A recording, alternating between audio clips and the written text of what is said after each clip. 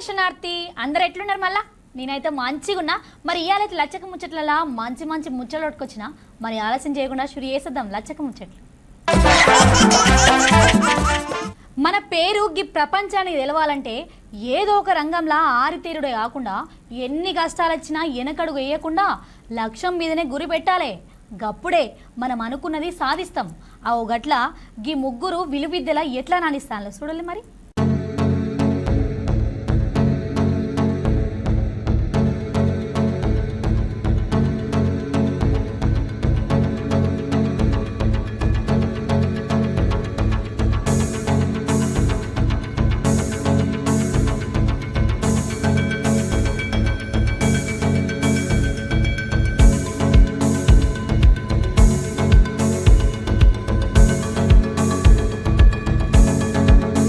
పుట్టింది మారుమూల పల్లెలైనా సుత మొక్కబోని దీక్షతోని ముందడికి సాగుతాండ్రు యోగిడ గానొస్తున్నకి అన్నలు ఆర్థిక ఇబ్బందులు అట్లనే అసమానతలకు విల్లును ఎక్కుపెట్టి సమాధానాలు చెప్తాండ్రు జాతీయ అంతర్జాతీయ ఆర్చరీ పోటీలలో పథకాలను సాధించుకుంటా భవిష్యత్తుకు పునాదులు వేసుకుంటాండ్రు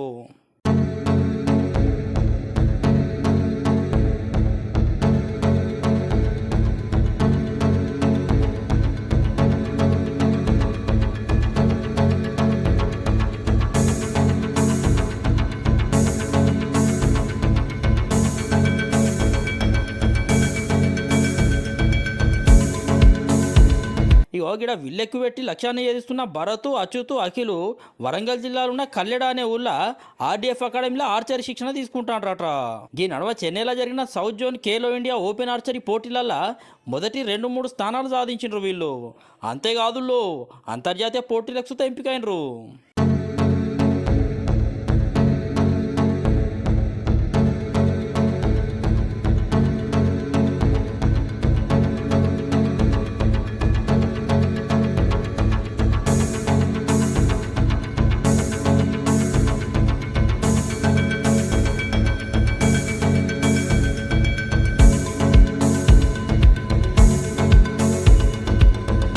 చదివే కాకుండా విలువిద్యల సుత రాణిస్తారట వీళ్ళు అఖిల్కు స్వర్ణం అచ్యుత్కు కాంస్యం అట్లనే కొంత డబ్బును సుత ప్రోత్సాహం కింద అందుకున్నారట రాష్ట్ర జాతీయ పోటీలలో శాన్య పథకాలు వచ్చినాయి అంటారు వీళ్ళు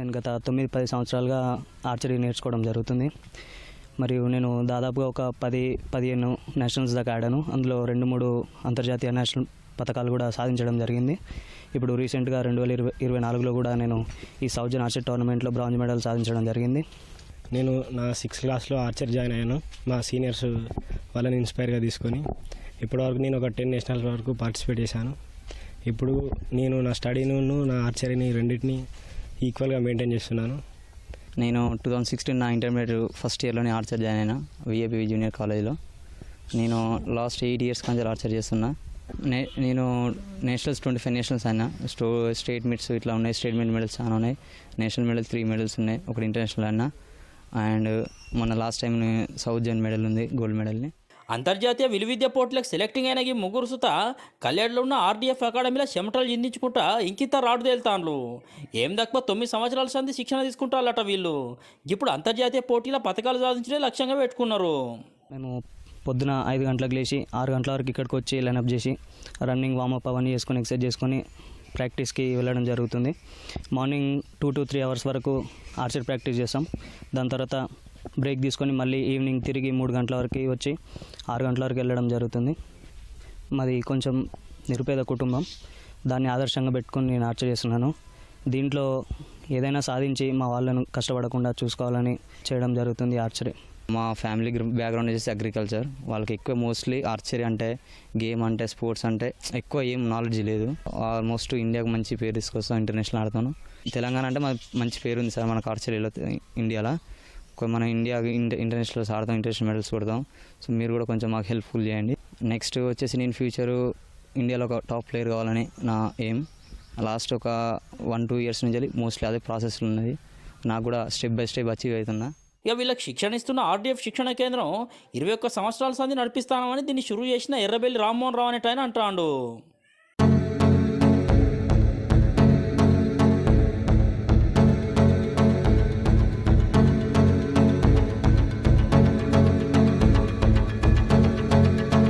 ఆల్మోస్ట్ 21 ఇయర్స్ నుంచి ఆర్చరీ అకాడమీ నడుపుతున్నాం.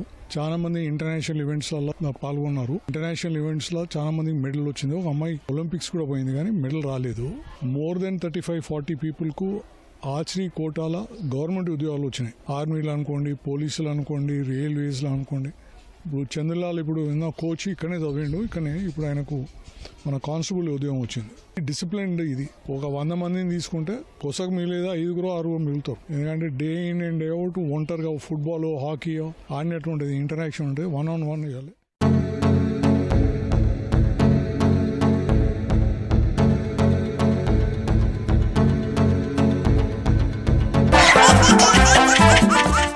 బాగా చదువుకోవాలి, భవిష్యత్తులో పెద్ద లక్ష్యాన్ని చేరుకోవాలి. గిట్ల చాలా కళలు అన్నది ఒక చెల్లె, కానీ కన్న కళలు మొత్తం అడియాసలైనయి. ఆఖరికి గా చెల్లె అనుకున్న కళను ఎట్లా నెరవేర్చుకున్నదో మీరే చూడాలి. మరి ఇగో గిడ గానొస్తున్నకి చెల్లెకు చదువు అంటే చాలా కాయషట్నుల్లో ఎట్లనైనా కొలుగొట్టి ఆమె లాంటి అండగా ఉండాలనుకున్నది. పాపంకి చెల్లె ఒకటి అనుకుంటే ఇంకోటి అయినట్టు ఆర్థిక పరిస్థితుల వల్ల చదివే ఆపాల్సిన పరిస్థితి వచ్చిందట చెల్లెకు. అయితే ఆమెకు వచ్చిన కష్టాన్ని వాళ్ళ జిల్లాలుండే ఆఫీసర్లతోని పంచుకున్నది. అగో అట్లా జిల్లా కలెక్టర్ చొరవతోని మళ్ళా బడిబాట పట్టింది చెల్లె. ఇక ఇది ఇట్లుంటే మొన్న నడుమ విడుదలైన ఇంటర్ పరీక్ష ఫలితాలల్లో 440 మార్కులకు 421 మార్కులు సాధించి అందరి చేత శభాష్ అనిపించుకున్నది.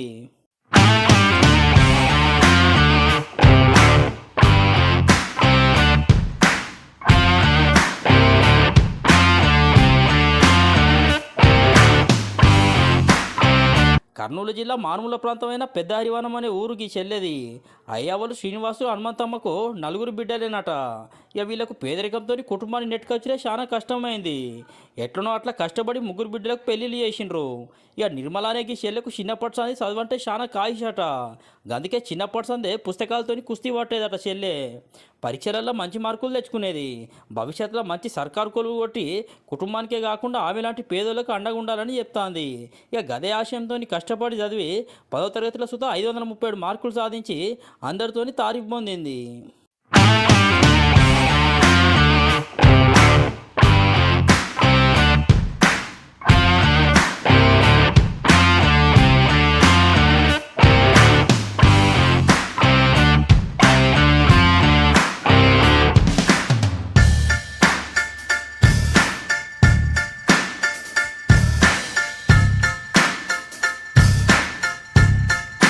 అయితే 10వ తరగతిలో ఎక్కువ మార్కులు సాధించినాక సంబరం ఈ చెల్లెకి ఎక్కువ దినాలు ఉండలే. కుటుంబ పరిస్థితి మంచిగా లేకుంటే ఈ చెల్లెకు సుతా లగ్గం చేసి అత్తగారింటికి పంపుదాం అనుకున్నారట ఈ చెల్లె వాళ్ళు అయ్యవ్వాళ్ళు. చదువు బంద్ చేపించి కూలి పనులకు పోమన్నారు. ఇక చేసేదేం లేక కూలి పనులకు పోయి కుటుంబానికి అండగా నిలబడ్డది.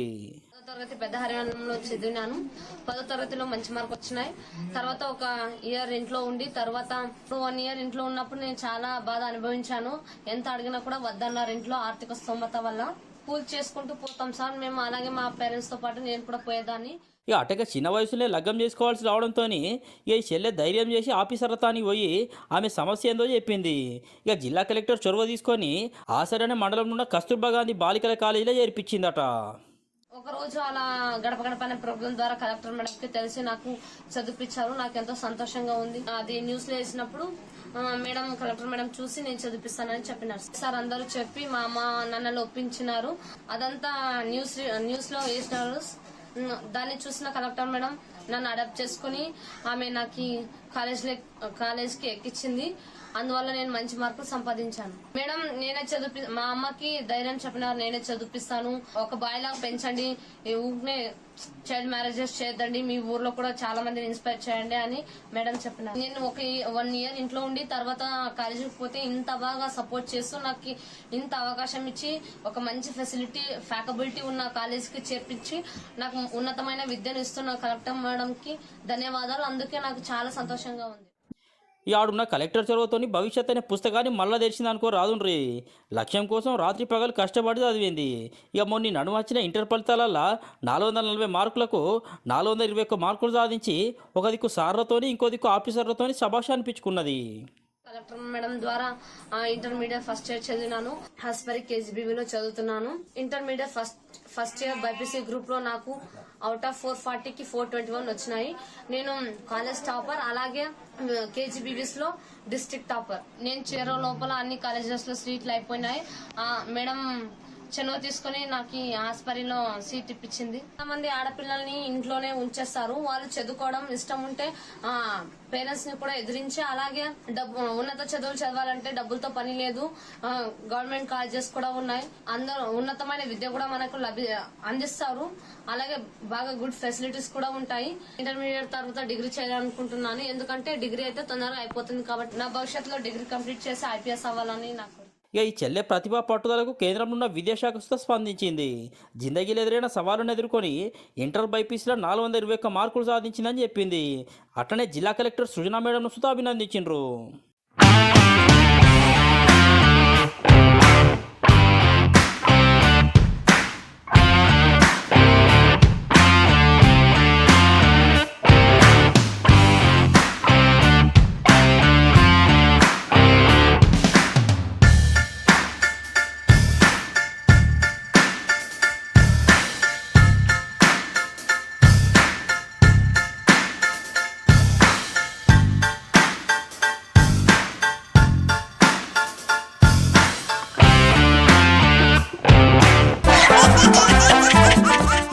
రిజర్వేషన్లను రద్దు చేయడానికి బీజేపీ పార్టీ కుట్రలు చేస్తుందంటాడు మంత్రి పొన్నం ప్రభాకర్ అన్న. జమ్మికుంట మండలంలో జరిగిన కాంగ్రెస్ పార్టీ మీటింగ్ లా అన్న యోగిట్లా మాట్లాడిండులా. సప్లిమెంటరీ కావాలంటే మనం చెడు కోరుకోవద్దు. ఎవరైనా ఆ గుండె నొప్పి నొప్పి నొప్పి నొప్పి అని అయితే మనకు తెలియదు, కానీ మనం ఎవరు కోరుకోవద్దు. దేవుడి దయతోటి అందరు సల్లాగా ఉండాలి. అందరు 5 ఏళ్ళకి ఒకసారి ఎన్నికెళ్తారండి, మనకు అట్లా తప్పు. కానీ ఉంటాను దయచేసి రేవంత్ రెడ్డి గారి నాయకత్వంలో కాంగ్రెస్ పార్టీ బరాబరుగా ప్రజా సంక్షేమానికి పనిచేయదలుచుకొని ముందుకోతుంటే 30 ఏళ్ల తర్వాత భారతీయ జనతా పార్టీ సింగిల్ అధికారంకి వచ్చే మెజారిటీ ఇస్తే కూడా నరేంద్ర మోడీ అంటుండే ఇస్ బార్ 400. చాలా మంది చదువుకున్న పరిచయం ఎందుకు 330 ఇస్తే కూడా ప్రభుత్వాన్ని ఏర్పాటు చేసింది కదా, 400 ఎత్తుకొని ఆలోచన చేస్తే రాజ్యాంగాన్ని మార్చి రిజర్వేషన్లు ఎత్తేసి అంబేద్కర్ విగ్రహాలు తీసేసి ఎవరు ఎస్సీ ఎస్టీ బీసీ అనకుండా మైనార్టీలను ఎక్కడికెక్కడికి కట్టుదిట్టం చేసి మొత్తం ఆస్తి అంతా ఆదాని అంబానీకి అప్పచెప్పాలనే ప్రయత్నం జరుగుతోంది. ఒక్కసారి ఆలోచించండి. ఈ దేశం మనందరిదా ఈ ఎన్నిక నిర్వహించబోతోంది. మనం కాపాడుకుందాం. భవిష్యత్తులో మన యొక్క హక్కును కాపాడుకోవడానికి ఈ ఎన్నికల్లో కాంగ్రెస్ పార్టీని గెలిపేమని. ఎన్నికల కోడ్ వచ్చేదానికంటే ముందు ఫోన్ ట్యాపింగ్ గురించి రోజు ఒక ముచ్చట వచ్చేది. మరి ఇవాళ ఏంటిది ముచ్చట అంటే బండి సంజయ్ అన్న ఇవాళ గదే ఫోన్ ట్యాపింగ్ మీద మాట్లాడిండు.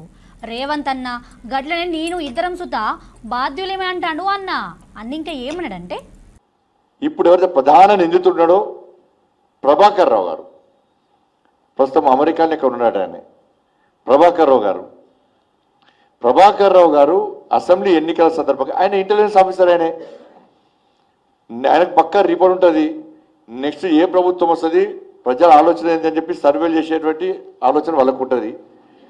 సరే కేసీఆర్కి భయపడి తప్పు రిపోర్ట్ ఇచ్చినా కూడా ఆయన మనసు మాత్రం ఏ ప్రభుత్వం వస్తుందో తెలుసుంటుంది ఆయనకు. అసెంబ్లీ ఎన్నికల సందర్భంగా బీఆర్ఎస్ పార్టీ ప్రభుత్వం పోతుంది కాబట్టి కాంగ్రెస్ పార్టీ ప్రభుత్వం వచ్చే అవకాశాలు ఉన్నాయి కాబట్టి మనం కూడా కాంగ్రెస్ పార్టీ నాయకులతో సన్నిహిత సంబంధాలు ఉంచుకోవాలి. లేకుంటే మనకి ఇబ్బంది వస్తుందని చెప్పి ఓ ప్లాన్ చేసినటువంటి ప్రభాకర్ రావు గారు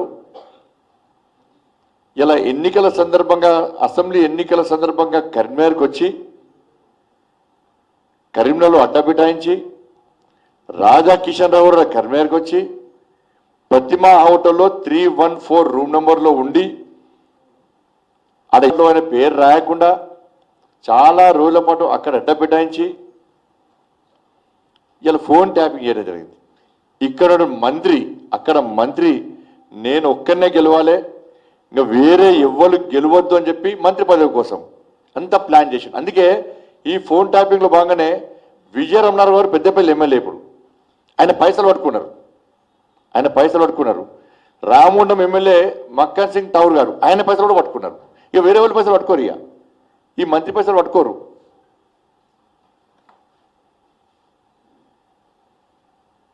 ఈ అసలు విషయం ఏంటంటే కరీంనగర్కు ప్రభాకర్ రావుకి సంబంధం ఉన్నాయి. ఏం సంబంధం అంటే ప్రభాకర్ రావు గారి వియ్యంకుడు, ప్రభాకర్ రావు గారి వియ్యకుడు అశోక్ రావు గారు. ప్రభాకర్ రావు గారి వియ్యకుడు అశోక్ రావు గారు కరీంనగర్ సంబంధించిన వ్యక్తి. వీళ్ళ పాపను వాళ్ళ బాబుకి ఇచ్చారు. అశోక్ రావు గారు ప్రభాకర్ గారు వియ్యకుడు కాబట్టి అసెంబ్లీ ఎన్నికల సందర్భంగా ప్రభాకర్ రావు గారు వచ్చి అశోక్ రావు గారి ఇంట్లో ఉండి ఈ తతంగం అంతా నడిపాడు. ఫోన్ టాపింగ్ తతంగం అంతా నడిపాడు. ఈ అశోక్ రావు అనే వ్యక్తి